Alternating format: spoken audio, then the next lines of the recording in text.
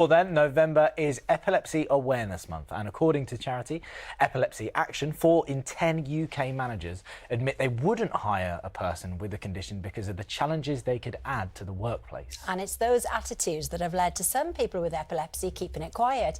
Edith Bowman has been to find out how a new research institute is trying to make a difference. Growing up, I felt slightly different to my friends. Having epilepsy meant my mum and dad had to keep a really close eye on me. I had my first seizure when I was 11 months old, and I took medication every day, and thankfully by the age of about 8 or 9 I had my last seizure. And whilst my parents were amazingly open about it, there was a lot of ignorance surrounding epilepsy. But it seems those attitudes still exist, with people often hiding their condition over fears it will hold them back. Maxine Smeaton is from the Epilepsy Research Institute, which was recently set up to educate people and advance medical research. It's unpredictable and it's frightening. People don't know how to react, people don't know how to respond, and so it does lead to people being excluded from opportunities or self-excluding. So that's a big issue for people. How can that be changed? We've got to talk about it. According to the Institute, around 600,000 people in the UK live with epilepsy. It's looking for ways to encourage young people to speak out about their condition. And today I'm meeting a group from the Young Epilepsy charity. Jasmine is 17 and wants to be a sports journalist. And 23-year-old graduate Jill works at a software company. What are the examples of things where you've kind of hit a brick wall in terms of people going, no, you can't? I had to quit football when I started staying full time because they didn't really know what was wrong with me, and they just let me go. It's almost other people's lack of knowledge or understanding of the situation. When you applied for the job, was it a case of going, okay, I'm Joe, this is who I am, I've got epilepsy? I sat down with one of the managers there and had a 15-minute old chat just all about it. It just kind of reassured me, because I knew I could just not mention it. I've been really lucky at my current employer, MHR, in that they've been so understanding from the get-go. Have you ever felt like you've had to hide it? Yeah, with some jobs I've applied to, I haven't even mentioned it because you just worry that they're going to turn you down instantly. As I know only too well, coping with epilepsy when you're very young can be tough. 11-year-old Cash loves playing football.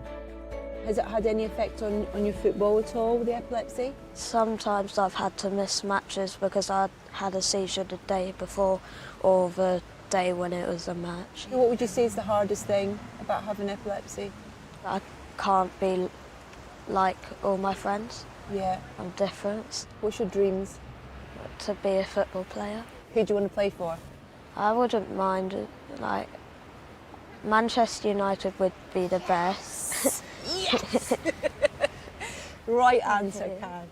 As well as encouraging more conversations, the Institute is hoping to help progress the treatment of epilepsy. And that's something happening here at University College London. Professor Gabriele Lignani is developing a form of gene therapy targeting the area of the brain that causes seizures. How hopeful are you with how successful your work will be? We have a very clear indication preclinically that these therapies can decrease the burden of epileptic seizure of 90%, so almost completely. So how far away are you from being able to help so many people? We are 1-2 years far away from first clinical trials. Is the hope that your treatment will be available and be able to treat all forms of epilepsy? Yes, this treatment will be permanent cure for their epileptic seizures. So much to take in from today. It's so exciting about where the research is heading, but what can you and I do? We can talk about it. Whether you're living with epilepsy, whether you know a little bit about it, or whether you know nothing about it, start a conversation. Oh, how fantastic. She's right though, start a conversation about it, get it spoken about. Really good. Exactly. Yeah. Now then, let's welcome to our very packed sofa. I mean, we've had to add an extension.